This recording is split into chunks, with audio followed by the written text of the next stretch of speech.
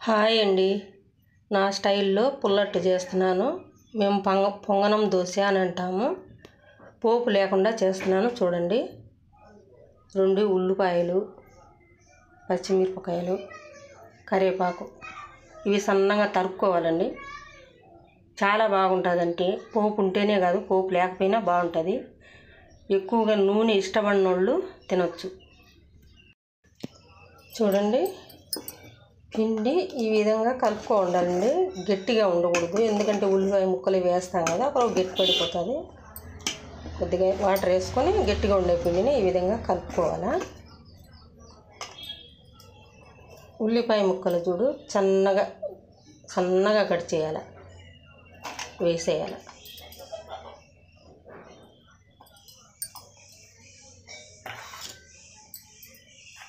పచ్చిమిర్చి సన్నగా కట్ వేసుకోవాలి. కరివేపాకు సన్నగా కట్ చేసి వేసేయాలి. కరివేపాకు ఎంత వాడితే అంత మంచిదండి. నేను ఎక్కువగా వాడుకుంటాను, ఎందుకంటే జుట్టు రాలకుండా ఎక్కువ ఇది చేస్తుంది. సోడా పొడి తగినంత వేసుకోవాలండి. సాల్ట్ తగినంత వేసుకోవాలి.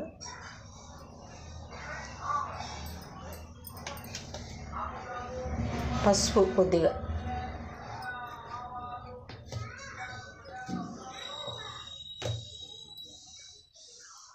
తక్కువ ఉంటుంది అందుగా కొద్దిగా వేసినాను. ఇది బాగా కలుపుకోవాలండి. చూడండి, ఆయిల్ ఎక్కువగా ఇష్టపడిన వాళ్ళు ఇలా పుల్లట్టు చేసుకొని తినండి, చాలా బాగుంటుంది. నేను ఎక్కువగా ఇదే చేసేదండి. నేను పోపు పెట్టను, ఒక దోశలోకి మాత్రమే వేస్తాను. చూడండి, ఈ విధంగా కలుపుకోవాలి. ఇంకా దోశ వేసేసుకోవాలి. స్టవ్ వెలిగించుకొని పెన్నం పెట్టుకోవాలండి. పెన్నము వేడెక్కినాక వేసుకోవాలి. చూడండి, పెన్నము వేడెక్కింది.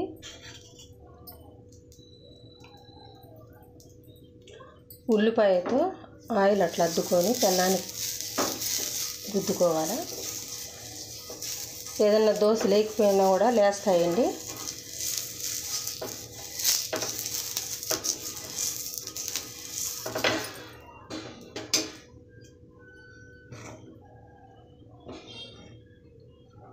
దోశ వేసుకోవాలి. అప్పుడు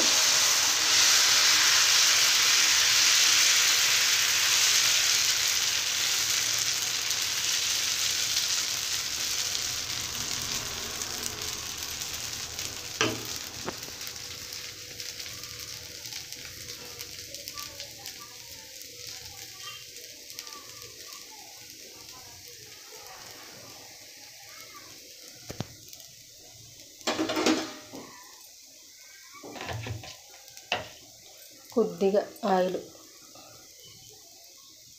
దోశ పైన వేసుకోవాలండి.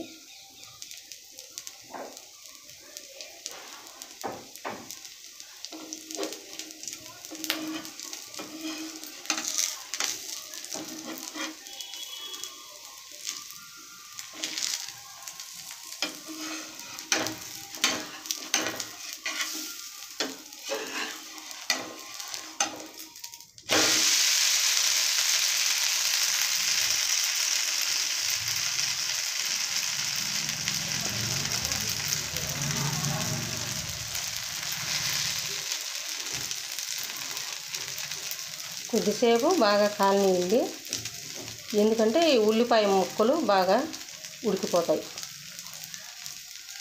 సన్నగా కోసుకోవాలండి. పోపు పెట్టేట్టుగా అయితే కొద్దిగా పెద్దగా కోసుకున్నా పర్వాలేదు.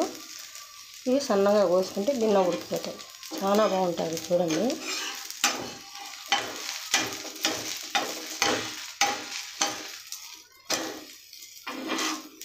అట్లా ఉంది కదండి, తినిగిపోయింది.